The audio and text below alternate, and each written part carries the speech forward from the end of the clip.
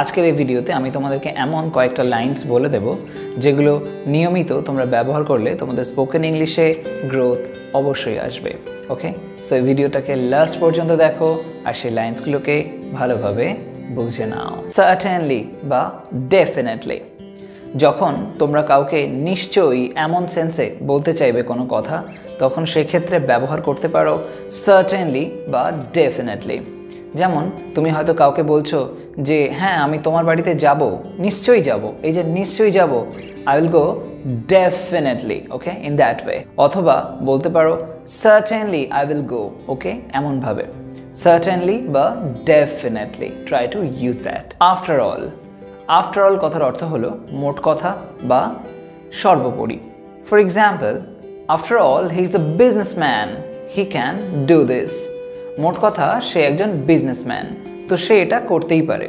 ওকে, এমন ধরনের সেন্সে মোট কথা বা সর্বোপরি এমন ধরনের সেন্স যখন আসবে আমরা আফটার অল কথাটাকে বলতে পারি। কাম অ্যালং কথার অর্থ হলো চলে আসুন, চলে আসুন বা চলে এসো। কাউকে হয়তো তুমি বলছো চলে এসো এখানে বা আমার সাথে এসো, এমন সেন্সেও আমরা কাম অ্যালং এমন ব্যবহার করতে পারি। I can't make up my mind, I can't make up my mind অর্থাৎ আমি স্থির করতে পারছি না বা আমি মনস্থির করতে পারছি না, এমন সেন্সে কোনো একটা ব্যাপারে তুমি কনফিউজড, তুমি বুঝতে পারছো না যে তুমি কি করবে, কোন দিকে যাবে, তো সেক্ষেত্রে তুমি বলতেই পারো I can't make up my mind. I would rather not thank you অর্থাৎ আমার এটা করতে ইচ্ছা করছে না, ধন্যবাদ।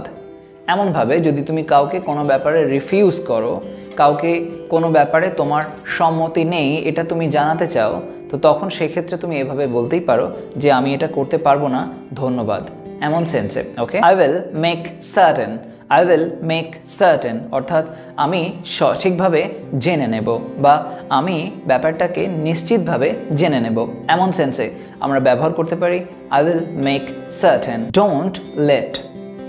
ডোন্ট লেট কথার অর্থ হলো কোনো একটা কিছু কাউকে না করতে দেওয়া। অনেক সময় আমরা যখন কারোর সম্পর্কে এমন বলি যে ওকে ওখানে যেতে দিও না, তখন সেক্ষেত্রে বলতে পারো ডোন্ট লেট হিম গো দেয়ার। অথবা তুমি হয়তো কাউকে এমন বলতে চাও যে ডোন্ট লেট দ্যাম টক অর্থাৎ তাদেরকে কথা বলতে দিও না, এমনভাবে। ওকে, আমরা ডোন্ট লেট ব্যবহার করতে পারি কাউকে কোনো কিছু করতে না দেওয়া অর্থে। I will think it over, I will think it over অর্থাৎ আমি এটা ভেবে দেখব, তুমি যেটা আমায় বলছো আমি এটা ভেবে দেখব।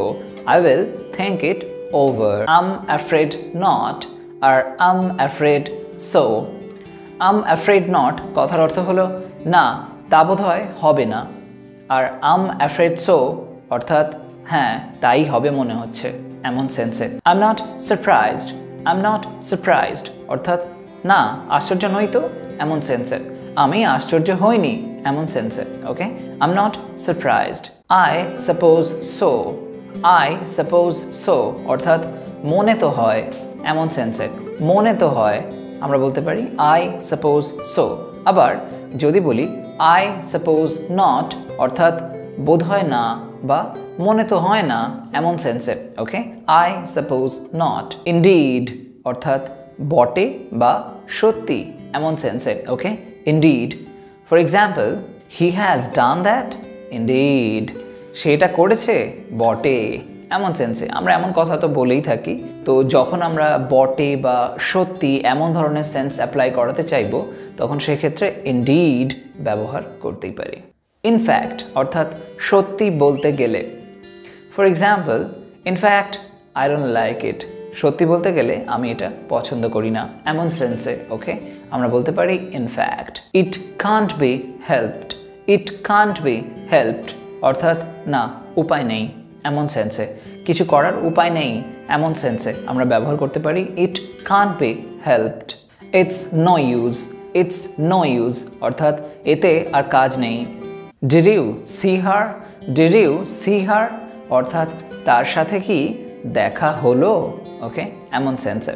We can say did you see her. Perhaps so, perhaps so অর্থাৎ হয়তো তাই।